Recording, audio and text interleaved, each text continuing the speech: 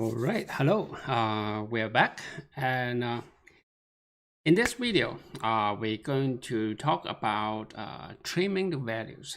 In the last video, you may have seen that some of the tests were failing when I was doing the refactoring of the test, and especially this one. So we end up putting the CLI command back in, in the input, so to make the test a little bit more concise, although it's a repetitive work, but as long as it make it easier to understand, I think it's okay. However, the tests with space were failing. So in this video, we're going to take care of that. This I'm expecting to be a shorter videos and focus on that. And so without further ado, let's get started.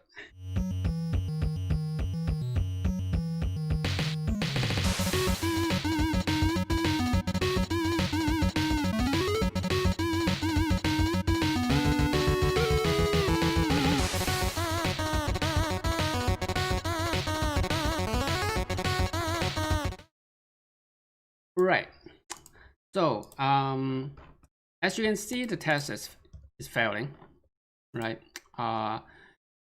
And so you might tempt to say, okay, what we can do is just go ahead and start doing some trim. And however, even if I do that, it's still failing.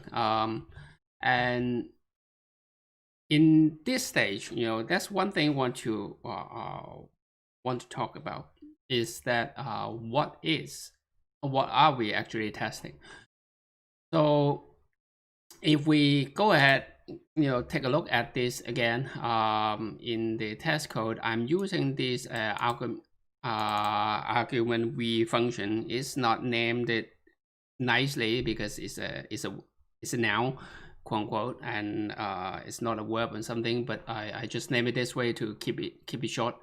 And this is what it does, is just put the node in front and then put the input and then split it. So so that's the problem, right? When we split, so what we end up with, so let me just show you the actual situation. So mark that as only, and let's say console log argument b.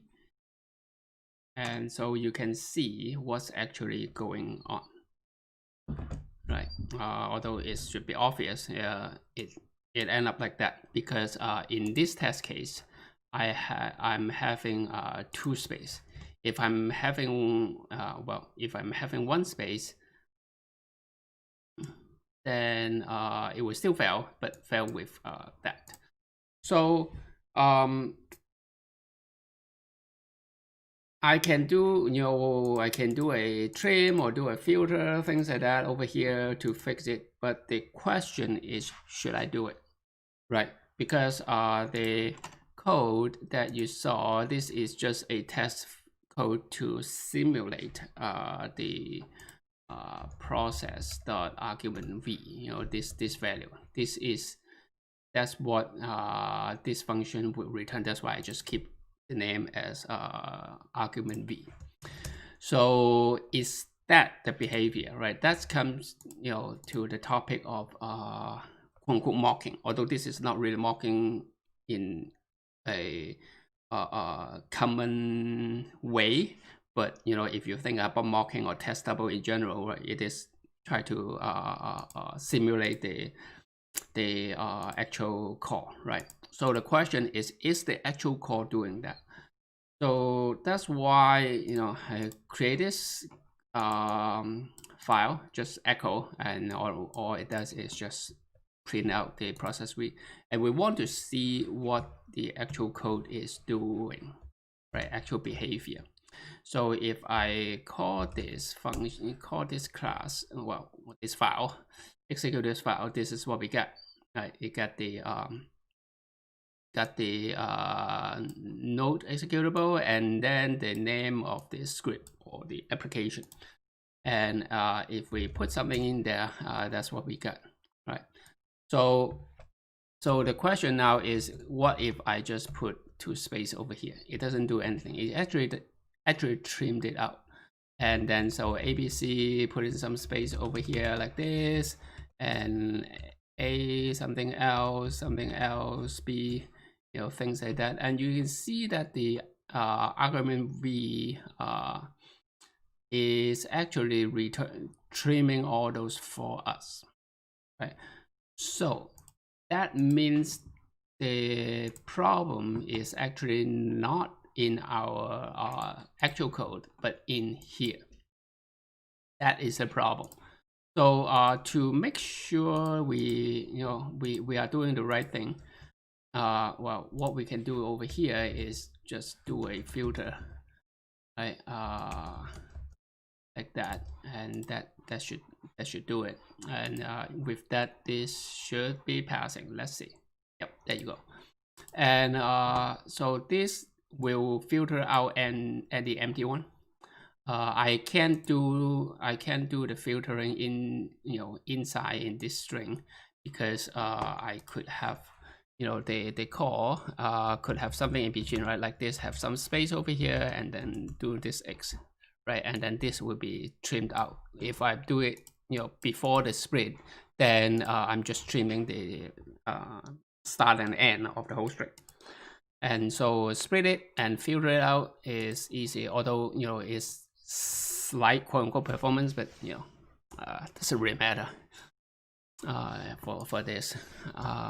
So, and then another thing is just I want to make sure, say A, B, C, and A, B, C, A, and have some space A, things like that. All of them will be trimmed. At least that is the case for Node.js 14.9. Right. Right now, when doing this streaming, version 15 is already released, but 14 is the LTS version. So that's what I have in my system, and that should be fine. Can say it is true for other Node.js versions.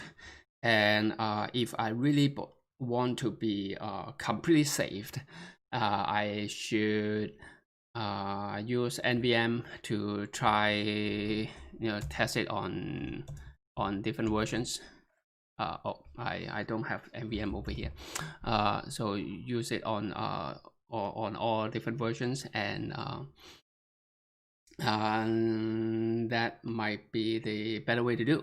However, well, for now, because I think this should be pretty standard, and I would just keep it like that until there's a bug come in and it doesn't work right. Then I will go ahead and go back and add some of the code, add that in there. And the fix is not that much. And in a sense, yeah, I can just do that, but being lazy and keep it like that. So that's why when doing testing, when you see an error, we always need to think about, well, it is the code actually failed, or it is the test, I'm not doing the test correctly, right? So always need to keep that in mind. So anyway, so just let's wrap this up and putting all those tests in there. So now this one is passing. Well, let's just put two space in here, doesn't matter. And then I also going to do this and well, just in case, although I'm kind of mixing the two case together in this test, right? Having two options specified and also have two space in there. Well, let me with multiple spaces in between, right? To make it really clear. Then also have a case like this with multiple spaces, right? Like this, like that. Well, actually, yeah, because I know it should be working. So let's take a shortcut, doing it like this, and then let's just have one more. Let's let it run with multiple phases.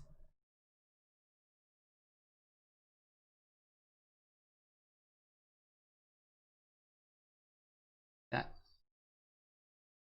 right. This is saturated, you know. Based on the implementation, I know it shouldn't happen, but putting there is a good thing to keep us in check.